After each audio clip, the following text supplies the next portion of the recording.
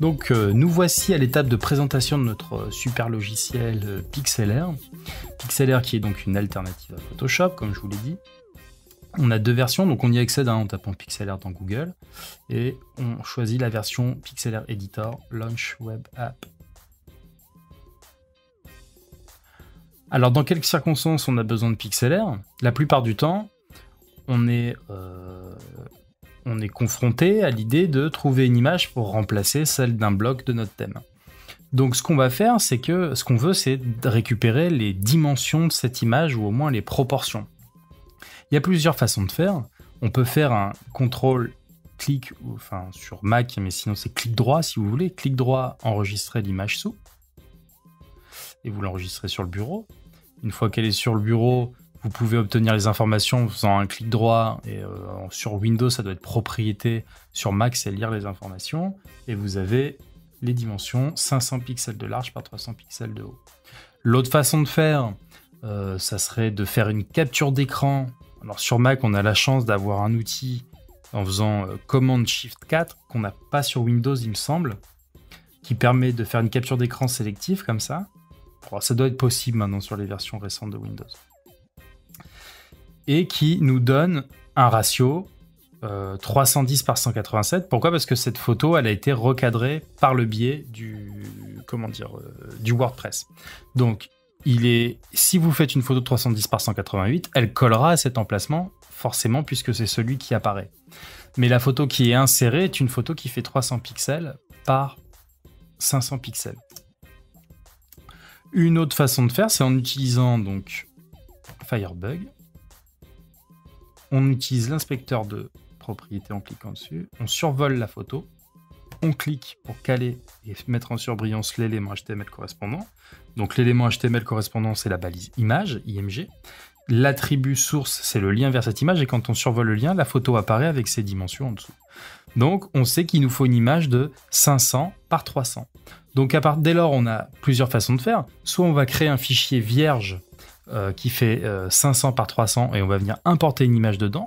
Soit on va venir importer une image qu'on a déjà téléchargée et on va venir la recadrer. Donc c'est ce qu'on va faire. On va ouvrir, alors pas à partir de son URL, pardon, à partir de l'ordinateur. Voilà. On va prendre par exemple cette photo-ci. OK. Là, il est en train de la mettre en ligne. Une fois qu'elle est en ligne, j'ai un outil de recadrage situé ici. Je survole soit la partie qui m'intéresse, mais je n'ai pas les proportions souhaitées. Moi, je veux qu'elle fasse 500 de large par 300 de haut.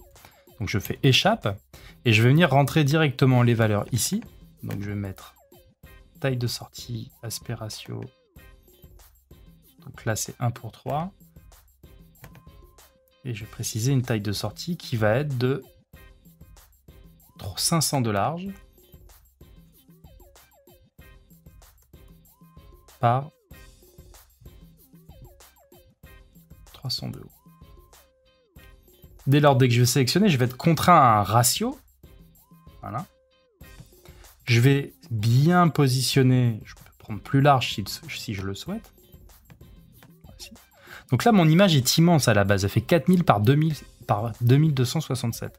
Mais dès lors que je vais valider, il va me convertir cette image en une image. Donc là, il l'a rétréci puisqu'il a gardé le même ratio de zoom. Si je prends la loupe, on peut zoomer sans perte de qualité jusqu'à un certain degré. Il m'a fait une image qui fait 500 pixels par 300 pixels. Maintenant, il est temps de la sauvegarder, cette image. Donc, je vais faire fichier, enregistrer. Et on va me poser la question du format. Donc, quand on est face à de la photo type photographique, non pas de l'illustration type icône, vectorielle, ce genre de choses, on ne se pose pas de questions, on utilise le format JPEG, on règle une qualité qui, à partir de 50-60, est raisonnable. On n'a pas besoin d'aller jusqu'à 100 en général. On fait OK. On va nous demander où est-ce qu'on veut l'enregistrer. Je vais dire par exemple sur mon bureau, sauvegarder. Et voilà. J'ai une version de mon image recadrée qui fait 300 par 500. Par contre, si on est dans le cas d'une illustration type icône vectorielle, on va choisir un autre format qui est le format PNG. Donc, on peut le retrouver, hein, fichier enregistré. Et vous voyez que dans les formats proposés, il y a PNG.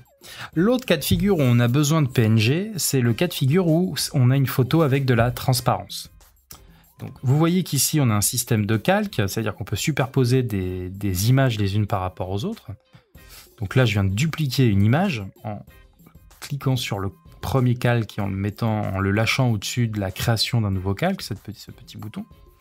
Si par exemple, j'ajoute un nouveau calque encore en dessous, quand on a le dummy, c'est que c'est un calque transparent, que je supprime ce calque d'arrière-plan, je sélectionne le calque du dessus, je vais prendre la gomme, hop, et je vais venir gommer des parties qui vont faire apparaître l'image en transparence. Des fois, il y a des images où on a besoin de fond transparent. Vous vous rappelez, par exemple, c'était sur le site... Là, on n'a pas d'exemple concret. Bon, le cas de figure où on avait le chef sur fond blanc juste avant. Donc, on pourrait très bien avoir une photo où on est venu enlever la partie autour du chef et on veut garder l'arrière-plan transparent pour que l'arrière-plan prenne la couleur de la balise qui contient cette photo. Donc voilà, cette partie est terminée, consacrée à l'esthétique, le choix des bonnes images, le choix du bon thème. J'espère que ça vous aura un peu éclairé sur la façon dont vous allez créer votre site. On va aborder une autre partie intéressante à présent, qui est celui des pages importantes, des éléments clés sur un site qui vont améliorer l'efficacité de votre site en termes pour le rendre vendeur, tout ce qu'on attend d'un bon site finalement. Donc à tout de suite dans la nouvelle partie.